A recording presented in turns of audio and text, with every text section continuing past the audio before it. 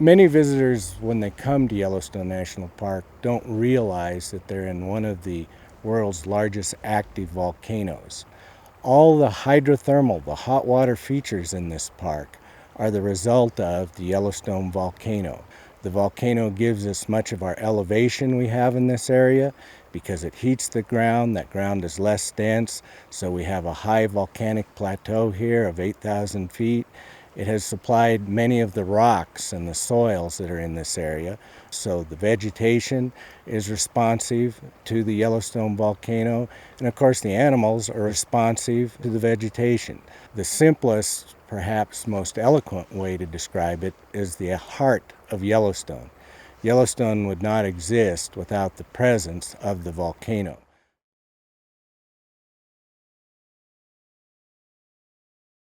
First, think of the ground surface, and then let's start having a mass of very hot molten rock, which we call magma, moving up towards the surface. As it moves up, it starts to break the overlying rock, and those breaks basically are earthquakes. So in the area on the ground surface above the molten rock which is moving up, there will be hundreds to thousands of earthquakes per day, and those earthquakes will probably be in the 4.5 magnitude range or larger. The other thing that occurs as this gets close to the surface, the ground starts to deform. It actually gets bent.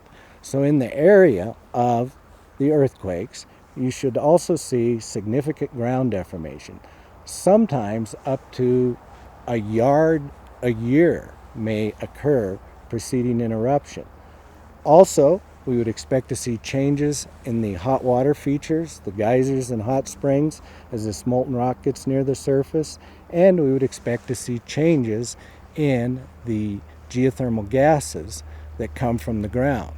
Now, do we have earthquake swarms in the park? Definitely. Do we have ground deformation? Definitely. Does the hydrothermal system change? Every day. But are those signs of an impending eruption? No. All these things have to be coincident in the same area and very concentrated, a greater magnitude, and many more of them than we currently see. So having an earthquake swarm near Norris and ground deformation in the White Lake area and changes in the thermal system in Mammoth, they're all part of the normal vital signs of this volcano, and there has been nothing that has been indicated that there is an impending eruption.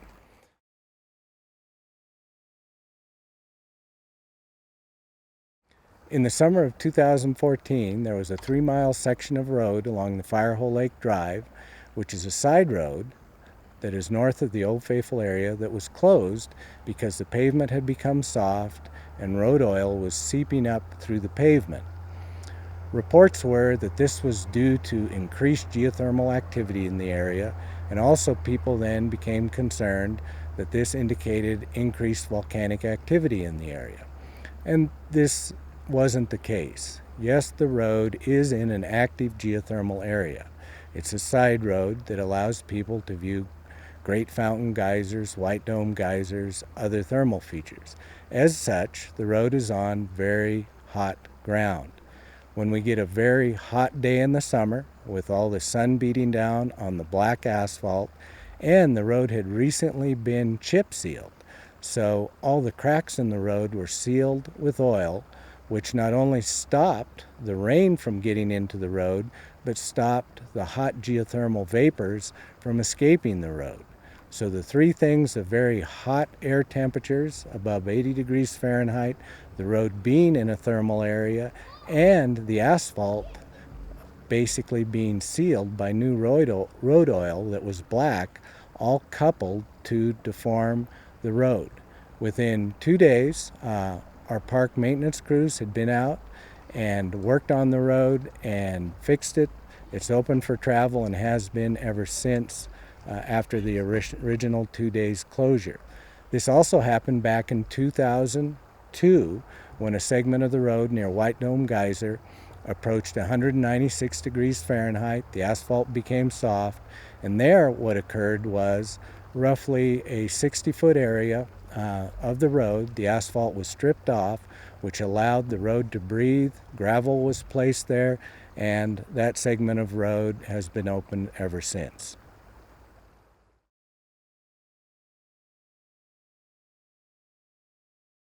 First, let's describe what a super eruption is. It's just a very, very large eruption, an eruption of at least 240 cubic miles of molten material, and usually that molten material is forcefully vented into the atmosphere. It's not just one large explosion, but through time, there's a lot of molten material vented into the atmosphere. In Yellowstone's past, there have been two super eruptions, one at 2.1 million years ago that was about 600 cubic miles of molten material, and one 640,000 years ago that was 240 cubic miles. To put that in comparison, the eruption of Mount St. Helens was about 0.1 cubic miles. So the super eruptions are very large. They do change basically world climate, temperatures, everything else due to the volcanic ashes and gases that are expelled. Do we know if there will ever be another super eruption of Yellowstone? No, we don't. The volcano experts who study Yellowstone, the volcanologists, do not know if there will be another super eruption of Yellowstone. Is volcanic activity and volcanic eruptions, are they in Yellowstone's future? Definitely. But the most probable eruptions are much smaller than these super eruptions. Now, by smaller, we may mean they might be as large as a Mount St. Helens sort of eruption, or even much smaller than that. Maybe an individual vent that puts out a very nice Hawaiian-type basalt flow. A very robust monitoring network is in place in Yellowstone National Park that monitors earthquakes, monitors ground deformation, monitors stress and strain within the earth, and all these data are online real time through the Yellowstone Volcano Observatory. So none of those data, which are publicly available, have ever indicated to the experts that there's even a potentially small impending eruption.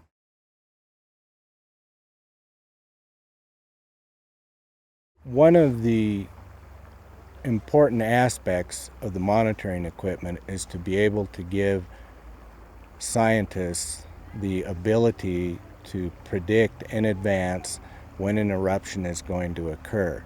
And in its simplest form, the larger the potential eruption, the more molten rock that's coming up over a greater area, the more signals that will occur, the more earthquakes that will occur, the larger the area affected, the more the ground deformation will be occurring in that area, and the more there will be changes in the thermal system and gases.